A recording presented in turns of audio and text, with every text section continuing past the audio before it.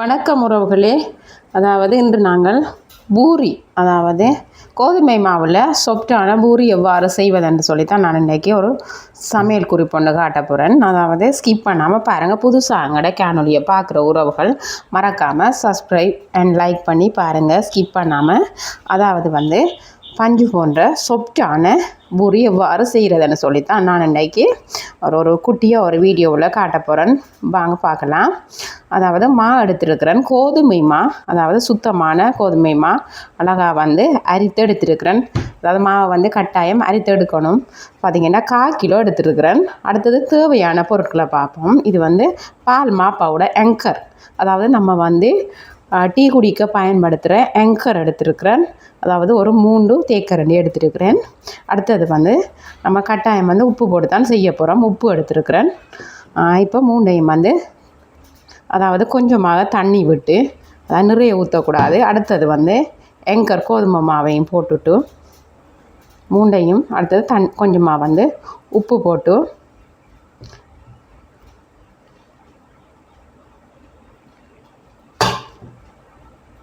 இப்பொழுதாக நாங்கள் 3ஐயும் நல்லா குழைச்சி எடுக்கணும். இப்போ ரொட்டிக்கு எவ்வாறு மா பிசைவோம் அதே மாதிரி பிசைந்து எடுக்கணும். நல்லா பிசைந்து சொப்டாக எடுக்கணும். தேங்காய் எண்ணெய் ஊற்றி தான் இதை கையில் ஒட்டாமல் சொப்டாக பிணைஞ்சு எடுக்கணும். கொஞ்சம் கொஞ்சமாக நமக்கு தேவையான அளவு தண்ணி விட்டு பிசைந்து எடுக்கணும். நல்லா சொப்டாக பிணைஞ்சு எடுத்துட்டு உடனே இது செய்கிற இல்லை, ஒரு 2-3 மணித்தியாலம் அப்படியே மூடி வைக்கணும். அப்போ தான் அது நல்லா பொங்கி வரும். பூரி நல்லா பொங்கி வரும். உடனே சுட்டோம்னு சொன்னால் அப்படியே ரொட்டி மாதிரி சப்பாத்தி மாதிரி அப்படியே சப்பையாக வந்துடும். அதால் இது உடனே செய்கிறது கிடையாது. நல்லா பிணைஞ்சு எடுக்கணும். நானெல்லாம் வீட்டில் ரொட்டி செய்கிறதுக்கு நான் மா பிணைகிற இல்லை என்று சொன்னேன். எனக்கு கை வலிக்கும், மேலாது கைன்னு சொல்லி நல்லா அடித்து பிணையணும். அதனால் வீட்டில் என் ஹஸ்பண்ட் தான் பிணைவார். ஈவினிங் டைம் இன்றைக்கி நாங்கள் செய்து சாப்பிட போகிறோம். நீங்களும் ஈவினிங் டைம் காலையில் நைட்டு எல்லாம் செஞ்சு சாப்பிடலாம். நல்லா அமர்த்தி பிணையணும்.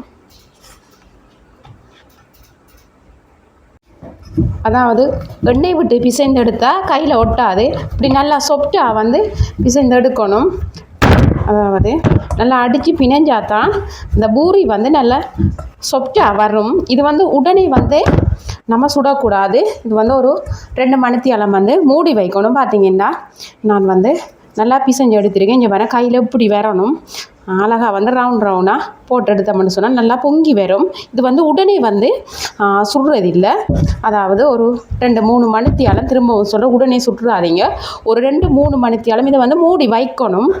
இதுக்கு தேவையான பொருட்கள் நான் ஆங்கர் பால் மா எடுத்துருக்கிறேன். 1/4 கிலோ கோதுமை மா அரித்து எடுத்துருக்கிறேன். உப்பும் போட்டு எண்ணெய் ஊற்றி, எண்ணெய் என்னத்துக்கு ஊற்றி பிணைகிறேன்னு சொன்னால், எண்ணெய் எதுக்கு ஊற்றுறேன்னு சொன்னால் சொப்டாக கையெல்லாம் ஒட்டாமல் இருக்கிறதுக்கு தான் எண்ணெய் ஊற்றுறேன். பால் மா பவுடர் போட்டோன்னா நல்லா டேஸ்ட்டாக இருக்கும். இது குட்டிஸ் எல்லாம் நல்லா விரும்பி சாப்பிடுவாங்க. இதுக்கு தொட்டு சாப்பிட்றதுக்கெல்லாம் பெருசாக தேவையில்லை. நார்மலாகவே சின்னாக்கள் எல்லாம் ஈவினிங் டைம் ஒரு ஸ்நாக்ஸாக சாப்பிட்டு கொள்ளுவாங்க. நீங்களும் இப்படி உங்களோட வீட்டில் இருக்கிற குட்டீஸ்களுக்கு செய்து கொடுத்து பாருங்கள். நல்லா ஹெல்த்தியானது. இது காலை உணவாகவும் எடுத்துக்கொள்ளலாம், நைட்லையும் எடுத்துக்கொள்ளலாம். ஒரு முறை நீங்கள் ஸ்கிப் பண்ணாமல் எனது வீடியோவை பார்த்துட்டு நீங்கள் செய்து பாருங்கள். எப்படி இருந்தது அப்படின்னு சொல்லி எனக்கு கமெண்ட்ஸில் மறக்காமல் சொல்லுங்கள் ஃப்ரெண்ட்ஸ். இப்போ ஒரு 3-4 மணித்தியாலம் நானும் மாவை பிசைந்து வச்சேன்னா நல்லா பொங்கிட்டுது. இப்போ பூரி செய்ய போகிறோம். அழகாக இந்த தட்டத்தில் ரவுண்டாக நம்ம எடுத்துட்டு எண்ணெயில் போட்டு எண்ணெயை நல்லா சூடு காட்டி கொதிச்ச பிறகு தான் இதை போட்டு எடுக்கணும். நீங்களும் இப்படி செய்து பாருங்கள். கோதுமை மாவில் சுவையான சொப்டான பூரி நல்ல டேஸ்ட்டாக இருக்கும். இதுக்கு நான் முன்னுக்கே சொல்லியிருக்கிறேன். தேவையான பொருட்கள் என்னென்னு சொல்லி, கோதுமை மா, ஆங்கர் பால் மாவில் தான் நான் செய்கிறேன். நல்ல டேஸ்ட்டாக இருக்கும். தேங்காய் பூவெல்லாம் போடுற இல்லை பூரிக்கு. சில பேர் தேங்காய் துருவல் போடுவாங்க. ரவை மா சேர்த்தாலும் நல்ல டேஸ்ட்டாக இருக்கும். இன்னும் கொஞ்சம் சொப்டாக இருக்கும். உடனே பூரி செய்யக்கூடாது. செஞ்சால் ரொட்டி மாதிரி வரும்.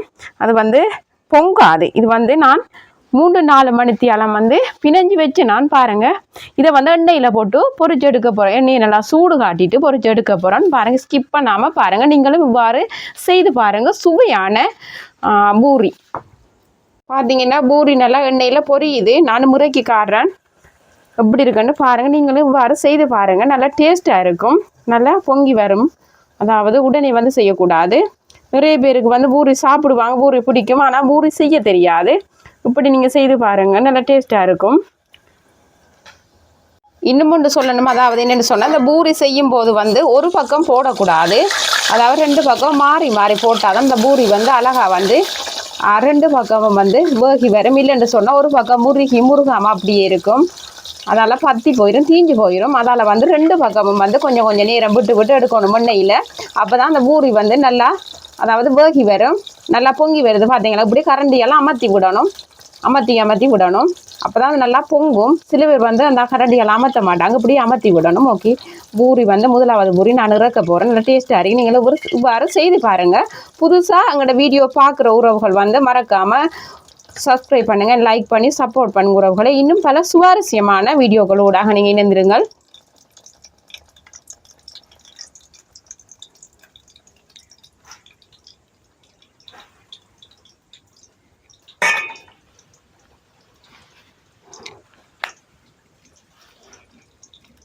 நான் வந்து எண்ணெயில் பூரி போட்டுட்டேன். அதாவது இப்படி போட்டதும் ஒரு பக்கம் போட்டுட்டு இருக்கக்கூடாது. அதை வேகின பிறகு வந்து நல்ல கொதி எண்ணெயில் போட்டுட்டு அடுத்த பக்கம் நீங்கள் திருப்பி விடணும். அப்போ தான் அது வந்து 2 பக்கமும் வேகும். அதாவது கரண்டியால் இப்படி அமர்த்தி விடணும். நல்லா பொங்கிட்டு பார்த்தீங்களா.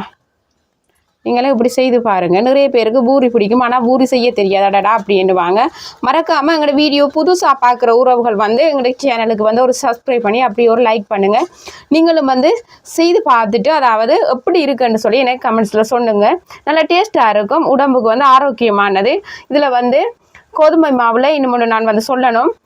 இதில் மில்க் பவுடர் சேர்த்துருக்கு. அதாவது நம்ம டீ குடிக்கிற பால் மாவு சேர்த்துருக்குறேன். நல்லா டேஸ்ட்டாக இருக்கும். இதுக்கு வந்து தேங்காய் பூவெல்லாம் கிடையாது, சேர்க்குற இல்லை. அதாவது சில பேர் வந்து தேங்காய் பூ சேர்ப்பாங்க, ஆனால் சேர்க்கக்கூடாது. பாருங்கள் வந்து நீங்களும் இப்படி பல சுவாரஸ்யமான வீடியோக்களோட இணைந்திருங்கள். 2 பக்கம் இப்படி மாறி மாறி போட்டால் தான் வந்து அது வந்து வேகும். இல்லைன்னு சொன்னால் ஒரு பக்கம் தீஞ்சு போயிடும். பார்த்தீங்கன்னா நல்லா பொங்கி வரைஞ்ச பாருங்கள். பார்த்தீங்களா, இந்த கரண்டியை நான் அமர்த்தும் போது அப்படி வருதுன்னு பார்த்தீங்களா, நல்லா பொங்கிட்டு. இது வந்து 3 மணித்தியாலத்துக்கு மேலே வந்து நான் அதாவது மாவு பிணைஞ்சு அமர்த்தி வச்சுருந்தேன்னா உடனே வந்து செய்யக்கூடாது. செய்தோம்னு சொன்னால் பூரி வராது, அப்படியே ரொட்டி மாயி அமர்ந்து வந்துடும். நல்லா வேகணும். அப்போ தான் நல்லா டேஸ்ட்டாக இருக்குன்னு சாப்பிட்றதுக்கு. அதாவது பூரி வந்து கையில் வச்சு அப்படி வந்து செய்யக்கூடாது. ஒரு தட்டை அதாவது ரவுண்டான பிளேட்டில் எடுத்து குட்டி குட்டியாக அப்படி உங்களோட சைஸுக்கு ஏற்ற மாதிரி சிலர் வந்து பெருசாக பண்ணுவாங்க.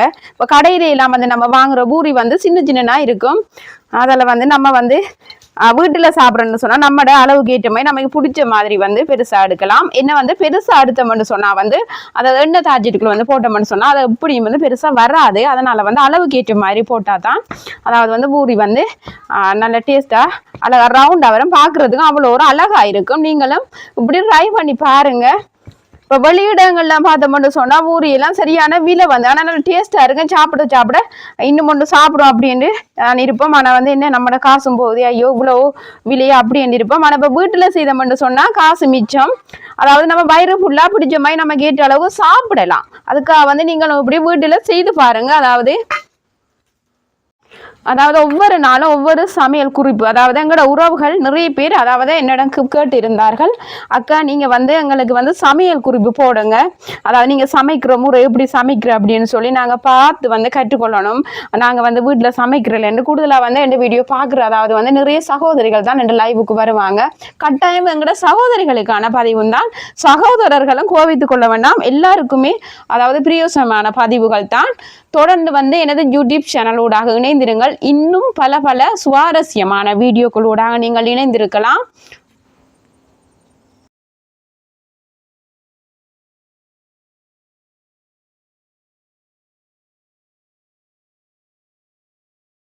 பார்த்தீங்கன்னா சுவையான பூரி வந்து செய்து எடுத்துட்டேன். அதாவது ஈவினிங் டைம் அல்லது காலையில் குட்டீஸ்களுக்கு நீங்கள் இவ்வாறு செய்து கொடுக்கலாம். கட்டாயம் வந்து நம்ம எந்த எண்ணெய் சாப்பாடு செய்தமா இருந்தாலும் இறக்கும் போது வந்து அதாவது ஒரு ஒயிட் பேப்பரில் தான் வந்து இறக்கணும். கட்டாயம் வந்து சின்ன பிள்ளைகள் சாப்பிட்றது அது பெரியவங்க யாராக இருந்தாலும் வந்து உடம்புல வந்து எண்ணெயெல்லாம் அளவுக்கு அதிகமாக இருக்கக்கூடாது. அதால் வந்து நான் வந்து எண்ணெய் பேப்பரில் தான் வந்து இறக்கிருக்கேன். சுட சுட பூரி வந்து ரெடி ஆகிட்டுது. இதுக்கு வந்து தேவை என்று சொன்னால் நீங்கள் வந்து அதாவது ஒரு சில்லி பேஸ்ட்டி அப்படியே ஏதாவது வைக்கலாம். டேஸ்ட்டாக இருக்குது. இது வந்து நாங்கள் ஈவினிங் டைம் எல்லாருமே இன்றைக்கு இருந்து ஒரு சாப்பிட போகிறோம். ஒரு முறை ட்ரை பண்ணி பாருங்கள். அதாவது தெரியாதவங்க எனக்கு வந்து கமெண்ட்ஸில் கேளுங்க எப்படி செய்கிறேன்னு சொல்லி நான் உங்களுக்கு சொல்லுவேன். அதாவது சுவையான பூரி வந்து ரெடி ஆகிட்டுது சுட சுட. அதாவது நம்ம இப்போ எண்ணெய் சாப்பாடு அதாவது எண்ணெயில் ஏதாவது பொரித்து எடுத்தோம்னா கட்டாயம் வந்து ஒரு பேப்பரில் தான் இறக்க வேண்டும். அப்படி இல்லைன்னு சொன்னால் வந்து கூடுதலாக எண்ணெய் இருக்கும். உடம்புக்கு கட்டாயம் வந்து எண்ணெய் எல்லாம் உப்பு எண்ணெய் காரம் எல்லாமே வந்து அளவுக்கு அதிகமாக இருக்கக்கூடாது. எல்லாமே அளவோடு தான் இருக்கணும். அளவுக்கு மிஞ்சினா அமுதமும் நஞ்சுன்னு சொல்லுவாங்க. உண்மையாகவே வந்து நானும் அதை வந்து கட்டாயம் குறிப்பிட வேண்டும். அப்போ நான் வந்து பேப்பரில் தான் இறக்கியிருக்கேன். பூரி வந்து எல்லாருக்குமே பிடிக்கும். ஆனால் இன்னொன்று என்னென்னு சொன்னால் வந்து பூரியில் வந்து கூடுதலாக வந்து எண்ணெய் பிடிக்கும் பூரிக்கு. அதால் வந்து நிறைய பேர் வந்து விரும்ப மாட்டாங்க. இருந்தும் வந்து எங்கட வீட்டை வந்து பூரி என்று சொன்னாலே எல்லாருக்கும் பிடிக்கும். நான் அப்படி ஒரு டேஸ்ட்டு எனக்கும் வந்து விருப்பம் என்னென்னு சொன்னால் எண்ணெயால் வந்து நான் கொஞ்சம் அவாய்ட் பண்ணுறேன்னா அதால் வந்து இந்த பேப்பரில் இறக்கினோம்னு சொன்னால் எண்ணெயெல்லாம் வந்து பேப்பர் அப்படியே பிடிச்சி எடுத்துரும், பேப்பர் குடிச்சிடும். அதால் வந்து கவலை இல்லை, தேவையில்லை. நீங்களும் இப்படி செய்து பாருங்கள். தெரியாதவங்க மீண்டும் நான் சொல்கிறேன் வந்து கமெண்ட்ஸில் கேளுங்க. நீங்களும் இப்படி ட்ரை பண்ணி பாருங்கள். நல்லா டேஸ்ட்டாக இருக்கும். ஆரோக்கியமான உணவு நம்மளோட வீட்டிலே வந்து நமக்கு தேவையானதை வந்து நம்ம வந்து செய்யலாம். அதாவது வந்து நம்ம தெரியாண்டு இருந்தால் தெரியாதான். பிறக்கும் போதே வந்து நம்ம எல்லாமே வந்து கற்றுட்டு வாரதில்லை. ஒன்றா தான் நம்ம வந்து பார்த்து அறிந்து தெரியாததை வந்து தெரிந்தவர்களிடம் கேட்டு தான் நாங்கள் வந்து எல்லாமே கற்றுக்கொள்ளணும். பாருங்க சுவையான நல்லா சொப்டாக இருக்குது. பூரி வந்து சுட சுட இருக்குது. இதுக்கு வந்து நாங்கள் வந்து ஒரு கறியோட தான் நாங்களும் வந்து இன்றைக்கி பரிமாற போகிறோம். நீங்களும் இவ்வாறு செய்து பாருங்கள்.